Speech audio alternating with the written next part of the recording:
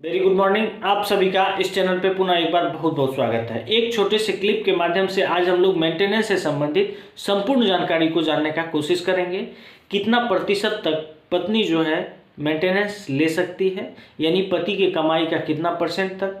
ऐसी कौन सी पत्नियां होगी जिसको मेंटेनेंस नहीं दिया जाएगा।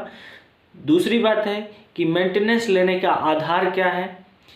इन सभी बातों को विस्तृत रूप से एक छोटे से क्लिप के माध्यम से हम लोग जानेंगे। अगर आप चैनल पे नए हैं तो चैनल को सब्सक्राइब कीजिए, आपका यूजफुल वीडियो आप तक पहुंचेगा उसी माध्यम से।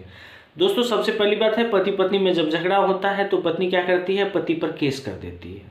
अच्छी बात है, केस कर दिया तो उसमें बहुत सारे ऑब्लिगेशन लगाते हैं, जैसे डीवी एक्ट लगा दिया, सीआरपीसी 125 का कर दिया, 498 वगैरह दिस दैट, बहुत सारे इल्ज़ाम लगा देते हैं और मामला कोर्ट में चली जाती है। और कोर्ट में वो सबसे बड़ा क्या होता है कि मेंटेनेंस क्लेम करती है कि मुझे भरण पोषण चाहिए, मैं लाचार हूँ। अच्छी बात है, भरण पोषण तो मिलना भी चाहिए और इसी के प्रोटेक्शन के लिए ये लाया भी गया था।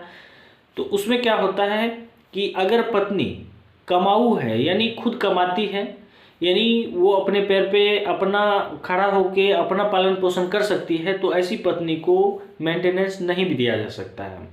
दूसरी बात है कि मेंटेनेंस क्लेम जब भी करें तो अपने स्टैंडर्ड का ही करें। आपका जो स्टैंडर्ड ऑफ लिविंग है, जिसको आपके पति द्वारा मेंटेन किया जा सकता है, वो ही आपका जो है मांग होना चाहिए।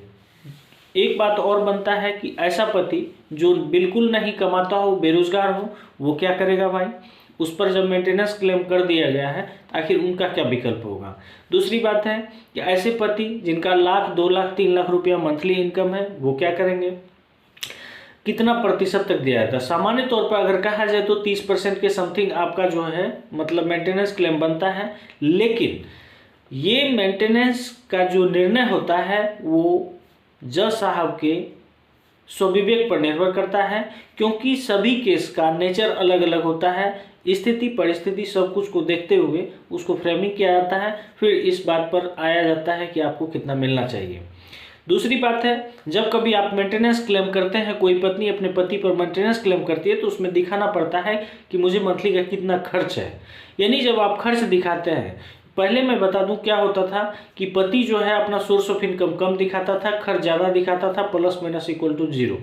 पत्नी क्या करती थी, खर्च ज़्यादा दिखाती थी और पति का जो है सोर्स ऑफ इनकम ज़्यादा दिखाते थे। तो इस कंडीशन के लिए अब क्या हो गया है कि अब जब आप सीआरपीसी 125 का जब आप केस फाइल करेंगे मेंटेनेंस के लिए, उसमें दोनों पार्टी को एफिडेविट देना अनिवार्य कर दिया गया है।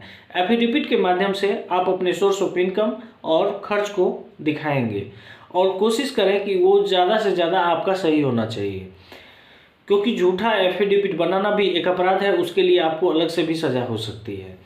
तो जब आप अपना सोर्स ऑफ इनकम दिखाएं तो उसमें ये भी कैलकुलेट किया जाएगा कि सपोज कीजिए अगर 50,000 रुपया मंथली आपका सोर्स ऑफ इनकम है, उस कंडीशन में हो सकता है ये भी कि आप जो है ज़मीन खरीदे हो ईएमआई पे, भवन लिए हों या फिर गाड़ी खरीदे हों, तो उसको माइनस किया जाएगा और उसके बाद ये देखा जाएगा कि अब कितना उसका जो है बच गया।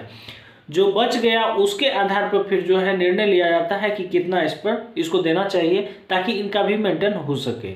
एक बात है, जो पत्नी खुद अपने पे स्टेबल है, अपने भरण पोषण के लिए सक्षम है, उनको नहीं भी दिया जा सकता है, ऐसा कोई जरूरी नहीं है।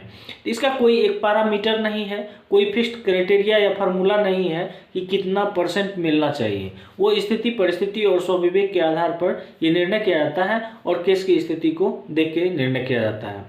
जब आप मेंटेनेंस क्लेम करते हैं तो उसके बाद क्या होता है, अगर पति के द्वारा इस क्लेम को समय पर नहीं दिया गया तो फिर आपके पास क्या विकल्प है, इसको आप अगले वीडियो के माध्यम से जान सकते हैं। तब तक के लिए धन्यवाद, फिर मिलते हैं नेक्स्ट वीडियो में।